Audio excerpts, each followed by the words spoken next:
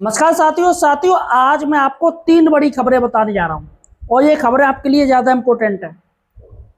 साथियों, तीनों के लेटर मैं आपको दिखाऊंगा और राज्यसभा में उत्तर दिया गया है। यह साथियों, राज्यसभा से सीधे सीधे मैं लेटर आपको दिखाऊंगा और ये 3 बड़ी खबरें। साथियों, सबसे पहले मैं हेडलाइन आपको दिखा दूं।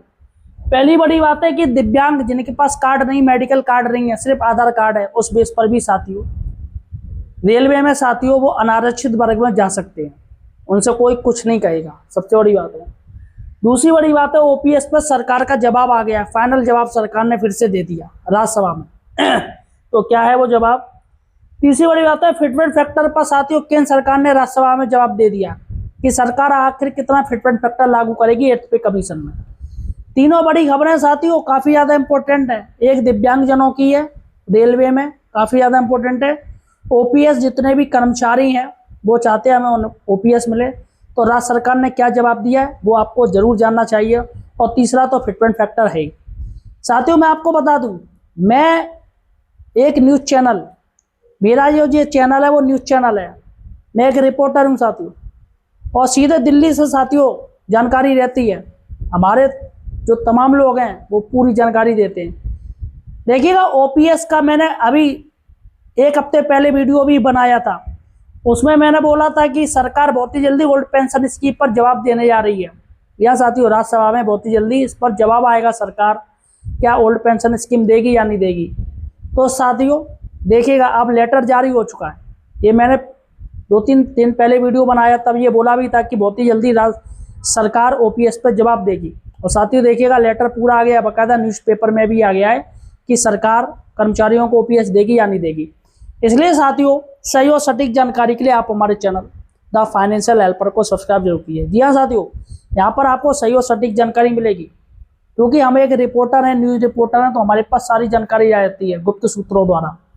इसलिए पहले जानकारी पाने के लिए आप हमें सपोर्ट कीजिएगा, चैनल को सब्सक्राइब करें। देखिएगा साथियों, सबसे पहले मैं आपको बता दूं क्या क्या बातें हैं।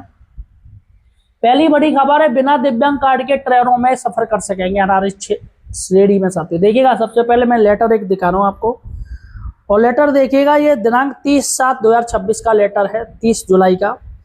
और प्रधान मुख्य वाणिज्य प्रबंधन सभी क्षेत्रीय रेल हैं। इसमें विषय के दिव्यांगजनों के लिए चिन्हित किए गए अनारक्षित सवारी डिब्बों में यूडीआईडी कार्ड धारक दिव्यांगजनों को यात्रा करने की अनुमति। तो यहाँ पर सीधी सी बात है कि जो दिव्यांगजन है वो किसी भी श्रेणी में जा सकते हैं। या साथियों, ऐसा नहीं कि वो जनरल डब्बा ही में ही आएगा, वो 3rd एसी में भी बैठ सकता है, वो 1st एसी में भी बैठ सकता है, और वो 2nd एसी में भी बैठ सकता है। तो दिव्यांगजनों को सरकार ने छूट दे दी है।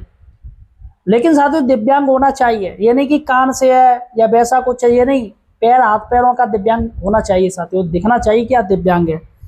तो यहाँ पर देखिएगा पूरा लेटर है साथियों,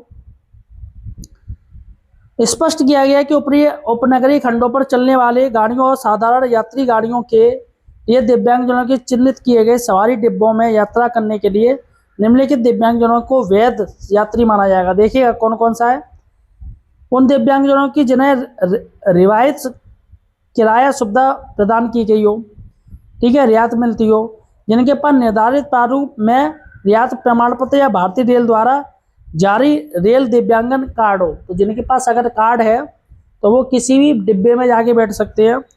उन दिव्यांगजनों के जिनके पास दिव्यांगजन सशस्त्र विभाग द्वारा जारी वैध यूआईडी कार्ड है और जिन्हें रेलवे द्वारा रियायत किराया सुविधा प्रदान नहीं की गई है। मतलब अगर आप रेलवे से किराया आपको सुविधा नहीं दे रहे हैं, आपके पास रेलवे का कार्ड नहीं, तो आपके पास आपके विभाग का हॉस्पिटल का कार्ड होना चाहिए, जो सरकारी कार्ड होता है, जिससे पता चलता है कि आप हैंडीकैप हो, दिव्यांग हो, ठीक है। तो यहाँ पर साथियों उस समय आप रेलवे में ना हो, कार्ड रहा हो, तब भी कोई दिक्कत नहीं है। हालांकि उपयुक्त दोनों श्रेणियों के दिव्यांगजनों को वैध प्रमाण पत्र अर्थात यूडीआईडी कार्ड या रेल दिव्यांगजन कार्ड या निर्धारित प्रारूप में रियायत प्रमाण पत्र यात्रा करने के लिए वैध अधिकार। तो उन्होंने कह दिया आपके पास या तो रेल की तरफ से हो कार्ड या फिर इनकी तरफ से हो, जो आपके सरकार द्वारा जारी किया जाता है। तो फिलहाल साथियों दिव्यांगजन किसी में भी आप बैठ सकते हैं, तो ये बहुत बड़ी बात है। अब चलते हैं दूसरी बड़ी बात है, ओपीएस पर सरकार का जवाब। क्या ओल्ड पेंशन स्कीम लागू करेगी सरकार? तमाम कर्मचारी इसी इंतजार में कि भैया एक ना एक दिन सरकार ओपीएस का तोहफा देगी, ओल्ड पेंशन स्कीम का तोहफा देगी। लेकिन सरकार ने तोहफा तो नहीं दिया, एक जवाब जरूर दे दिया। जी हाँ साथियों, और जवाब क्या है वो मैं आपको बताने जा रहा हूँ। देखिएगा, एक न्यूज़ देखिएगा, साइड से एक न्यूज़पेपर की है। पुरानी पेंशन योजना शुरू करने पर विचार नहीं, केंद्र सरकार ने सीधे मना कर दिया, थप्पड़ मार दिया मुंह पे। किसके? कर्मचारियों के। केंद्र सरकार ने सोमवार को संसद में पुरानी पेंशन योजना को लेकर स्थिति स्पष्ट की है। वित्त राज्य मंत्री पंकज चौधरी ने लोकसभा में बताया कि केंद्र सरकार के पास पुरानी पेंशन योजना को फिर से शुरू करने का कोई प्रस्ताव विचाराधीन नहीं है। तो यहाँ पर साथियों पंकज चौधरी ने सीधे सीधे बता दिया लोकसभा में। एक लिखित जवाब में छत्तीसगढ़ ने बताया कि चौधरी ने बताया कि राजस्थान, छत्तीसगढ़, झारखंड, पंजाब और हिमाचल प्रदेश राज्य सरकारों ने एनपीएस से पुरानी पेंशन योजना में लौटने की सूचना दी है। उन्होंने कहा है कि यह राज्यों का मैटर है भैया, वो जाने। चौधरी ने बताया पेंशन निधि विनियामक और विकास प्राधिकरण नियमों के तहत ऐसा कोई प्रावधान नहीं है जिससे एनपीएस में जमा कर्मचारियों का योगदान या फंड राज्य सरकारों को वापस ट्रांसफर किया जा सके। चौधरी ने बताया कि केंद्र सरकार ने कर्मचारियों के लाभ के लिए यूनिफाइड पेंशन स्कीम यानी यूपीएस शुरू की है। यह 1 अप्रैल 2025 से एक विकल्प के रूप में लागू है। इसके तहत सेवानिवृत्ति का न्यूनतम 10,000 रुपये प्रतिमाह निश्चित भुगतान महंगाई से जुड़े लाभ दिए जाएंगे। तो यहाँ पर साथियों ये लोग किसी को लेना ही नहीं है। बताइए आपको अगर यूपीएस चाहिए, ये केंद्र सरकार देना चाहती है, एनपीएस चाहिए आपको या ओपीएस चाहिए, मुझे कमेंट सेक्शन में जरूर बताइए। अब साथियों जिसका था इंतजार वो था लास्ट वाला, फिटमेंट फैक्टर को लेके कि आखिर सरकार कितना फिटमेंट फैक्टर देगी। सभी लोग इंतजार में हैं। तो साथियों राज्यसभा में प्रश्न पूछा गया फिटमेंट फैक्टर को लेके। देखिएगा ये 30/7/2026 देखिएगा फिटमेंट फैक्टर वाला लेटर मैं आपको दिखा दूं, ये रहा। देखिएगा ये लेटर है 10 अगस्त 2026 का, और श्री वरुण चौधरी जी ने पूछा है वित्त मंत्री से, और इन्होंने 2 प्रश्न पूछे हैं, सिर्फ ज़्यादा नहीं पूछे हैं, वरना लोग 5-5 पूछते हैं।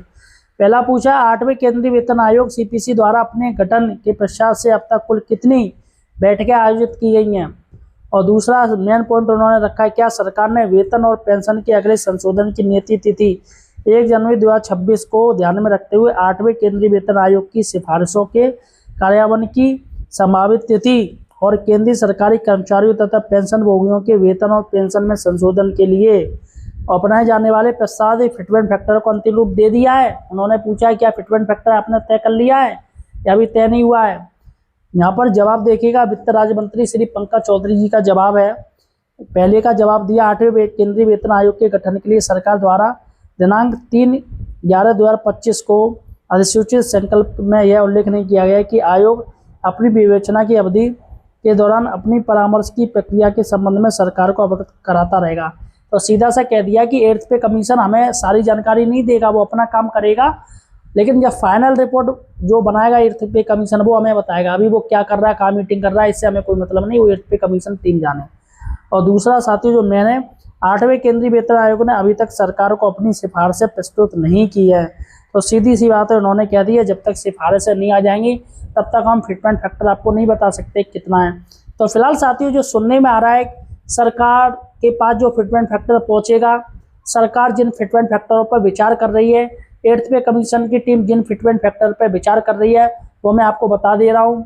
सबसे बड़ी बात है जो फिटमेंट फैक्टर की बात हो रही है, पहला हो रहा है 1.92, पहले 1.92 फर्स्ट यही चल रहा है साथियों, उसका चल रहा है 2.25, दूसरा फिटमेंट फैक्टर ये चल रहा है, और लास्ट चल रहा है 3.25।